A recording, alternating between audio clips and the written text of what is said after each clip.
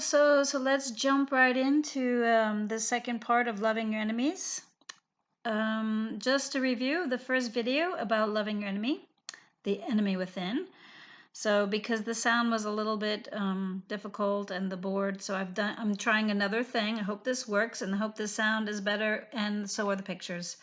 So different from the Karpman drama triangle, an inner enemy in the form of repetitive toxic thoughts is possible. Our inner dialogue is often bullying with aggressive, self-judging, condemning criticism, or self-victimizing with passive, depressive, oh, poor me, I'll never be able to, blah, blah, blah, I can't attitude. If we let the ego monkey mind take over, identifying and defining ourselves by these thoughts, in short, we're miserable. The ego or reptilian brain thrives on fear, drama, and separation. Inwardly, the only way out of that vicious circle is to pull out, gain perspective, acknowledge the anger and or sadness, breathe in love to shift your consciousness into the neocortex, the higher thinking faculties, and become your own savior, rescuer. Reconnecting to our higher thinking faculties enables us to, as I call it, namaste ourselves, to salute our inner divine. Before moving on to loving the enemy, that we project now outwards instead of inwards, in the classical drama triangle, I'd like to show you what I call overcoming conflict, love in action. It was an observational exercise I learned during my Waldorf teacher training. So here's how it works. Let's use my Matryoshka dolls to represent two perspectives. We'll call the bigger one Matryoshka, like A, ah, and the smaller one Matryoshkai, as an I. We can even imagine that they're friends who have some things in common. They may even be in the same family. Heck, they do seem to look an awful lot alike. So this picture that we see now represents a filter. What do I mean by a filter? Well, we often perceive the world through certain filters like religion, political affiliation, education, gender, economic standing, and so on. There could be many, many different filters that we put. We even hear the expression, you're seeing the world through rose-colored glasses, that idea. So when you wear glasses, sometimes they have a certain filter on them, on the lens. In these days, a filter could even be a mind control program subconsciously and subliminally programmed into you. We will not elaborate on that at this time, but do your own research. In any case, filters become blockages in relationships. I have chosen to show this all on a circle because it's the most harmonious form. So in the next picture, we see one day Matryoshka and Matryoshkai were having a discussion that turned into a heated debate. They had opposing perspectives on the matter, and the topic brought out emotions, which in turn brought out filters in both of them. They are now in conflict. They are opposition. They're 180 degrees from each other. To keep it simple, let's just say that Matryoshkai sees clearly that the crystal exists. And now the crystal in a real situation can represent a planned thing. Sorry, I'm confusing French.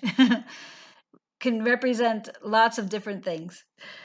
And because there are filters, emotional blockages, Matryoshka is incapable of believing or understand what Matryoshkai, is talking about, because Matryoshka cannot see, even though it clearly does exist. From a higher perspective, that is key. Technically, from their respective positions, both are right. And through the filter, of course, that they can't see each other's, what the other Matryoshka is seeing. But would you rather be right or be at peace with your friend? So what happens is ping-ponging, both locked into their egoic positions, their heels dug in, not wanting to let the other be right, neither one yielding. Ideally, there would be no filters, nor emotional blockages to understanding each other, but that is rarely the case in conflicts. So, what happens? If each one remains in their egoic positions and neither budge, well, it's a huge fight, which could lead to the end of their relationship. Then, next best option is to agree to disagree, if both are capable of not judging the other and of allowing the tension to dissipate. Or, what if Matrushka remembered suddenly how much she cares for her friend and decides to move out of her position? She decreases her angle from 180 to 120, 60 degrees. And lo and behold, she could now see what Matrushka was seeing. She put her love into action by wanting to understand her friend's perspective. Likewise, Matrushka could have moved her crystal towards Matrushka. Either way, one or both needed to breathe in spirit, take in inspiration, come back to center from all the energy and movement from their emotions, and put love in action, compassion. So once again, reconnecting to love within them, in the other, overcomes conflict and an opposing position. It brings togetherness, compassion, and unity consciousness. Now, with all that understood, let's have a look at the drama triangle with all three roles externalized. So we've already seen quite a bit on the bully and victim. Let's now look more deeply into the rescuer, who in this case, different from the inner world, is externalized, which becomes toxic because their ego and therefore identity gets wrapped up in saving and thinking themselves as superior, or just such a good person. I'm such a good person. The rescuer is also known for being the enabler, which means in the case of addictions, the enabler is against the idea of the addiction, alcohol, drugs, whatever, for example, but unconsciously encourages it by her need to be needed, his or her need to be needed.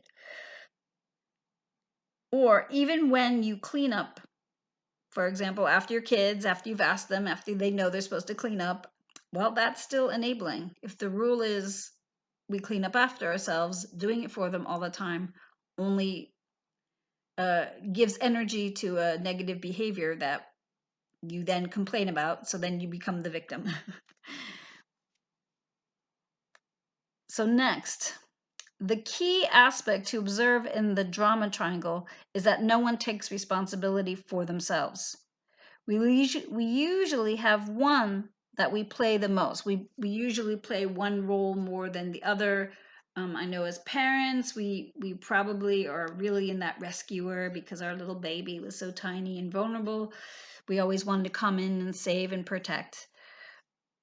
There's appropriate moments for doing it, for sure, but then when it goes overboard and when we define ourselves as a rescuer, as such a good person because, and then we hold the other indebted, like I do so much for you kind of thing, then we're in a toxic position with that.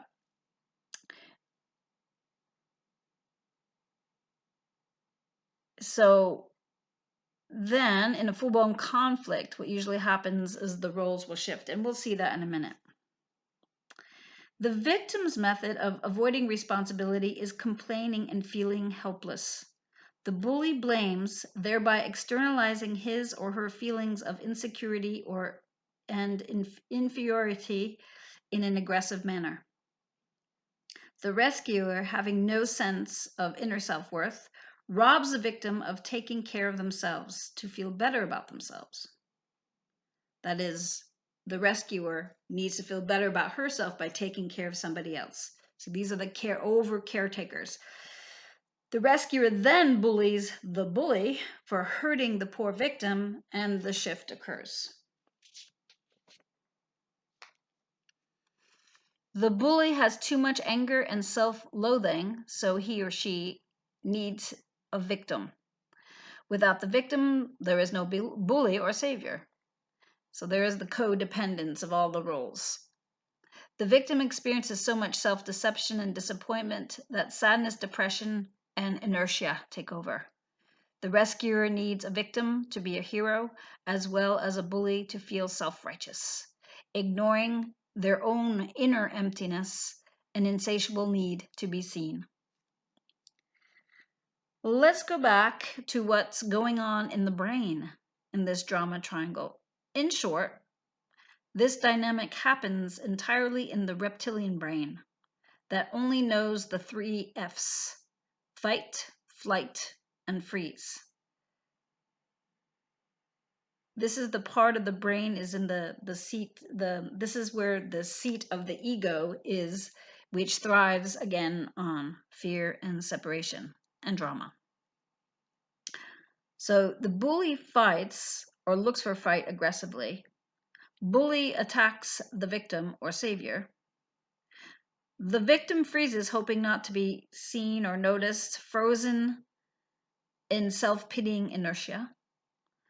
The savior takes flight to save helpless baby bird who needs to figure out on their own how to fly. But she therefore, before understanding how, okay, excuse me, let's back up. So we say, oh yeah, it's so cute, a mother bird coming down. Well, the baby bird needs to fly. So what happens if you come and try to save and rescue and all that is you rob. It's kind of like robbing. It's kind of like stealing an opportunity for growth. So let's see, before going on how to get out of this drama cycle and this toxicity, let's look at it in an example, a live example. So let's imagine a mom who is going to play the bully role says to her child who's playing a video game after school, "Have you done your homework?" The kid says, "No, it's too hard and I'm tired." The mom says, "But you're on a video game? That's not how it works here." And then plugs the video game and says, "You lazy good for nothing video addict." The kid goes and curls up on his bed crying, and the mom keeps yelling. At this point, the dad comes home and says, "What's going on here? Why is my little slugger crying?" The dad goes and comforts his son or daughter, doesn't matter, without even learning what's going on. "Mommy pulled the plug on my video game." "Dad, what did you do that for?"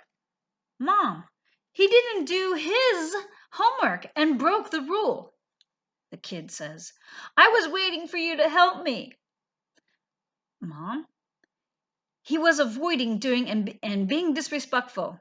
The dad says to the mom, "You're too hard on him. He's just a kid. He needs a break."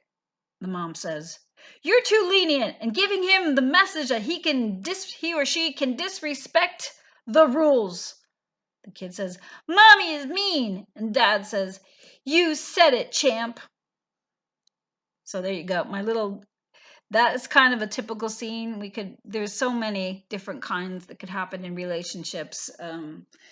The third party type things, the karmic, the twin, the divine feminine, the divine masculine, all those things are possible. You could imagine shifting around, and instead of saying, oh, the naughty karmic, the thing that happens is that our society so rewards in a way the victim or the victim consciousness, because like I said, there are victims that sometimes we don't look at that there's suffering within the bully or the perpetrator of something. So it's always important to really get both sides before acting. Any case, in this scenario that I just spoke about, the mom largely plays the bully, the kid plays the victim, and the dad the savior. We saw when the dad and kid ganged up on the mom they become the bullies, and the mom became a victim. Only division and hostility came out of this scenario. The parents indeed taught their child the classic divide and conquer, and being a victim gets rewarded by the savior's energy of the father. The father dishonored and disrespected his wife and saved his kid, probably out of some guilt for not being present in his kid's life. And so on, and so forth. Now that we've seen the toxic dynamic, we can now see how we can get out of that and what's the healing energy that has to come in. So the bully can become a challenger. For example, mom in the last scenario could say, I see you've had a long day at school. Before starting homework, I bet you could come up with a good idea for a quiet rest activity. Then I can cheer you on for your homework. In this case, she's not aggressive or harassing. She inspires her child to be a creator. Yes, victims become creators. Now, the child, instead of feeling sorry for him or herself at how cruel and hard life is and escaping into video games as an addiction, he can invent his own quiet game or activity and spend time with his mom. The savior then can become a coach or mediator who does not take sides. So the dad could say, if the problem had escalated to the point where dad came in and he was the one responsible for shifting the dynamic, there seems to be a problem. Let's calm down and hear both sides and see if we can come up with a win-win solution or an agreeable compromise. So there you go. There is a way out of the drama triangle. Breathe before acting. It's hard to remember when all the energy goes to our head, but try to come back to center. Listen actively to everybody before jumping and pouncing. Be present. Actively listen. Drop the ego, because you'll feel it. Drop the ego need to be right and feel that juice, that little kick, that little dose of feeling superior or getting off on feeling inferior, as in the case of the victim. Be courageous and change your perspective. Shift. Try to imagine walking in the shoes of the other. Send love to yourself. Maybe crossing your hands over your heart or just imagining your heart as a center place. And then send it, if you can, to others through your intention. Love then your enemy, real or perceived, as yourself, as everything, regardless of its form, is love, is God's source creator. Thank you and many blessings.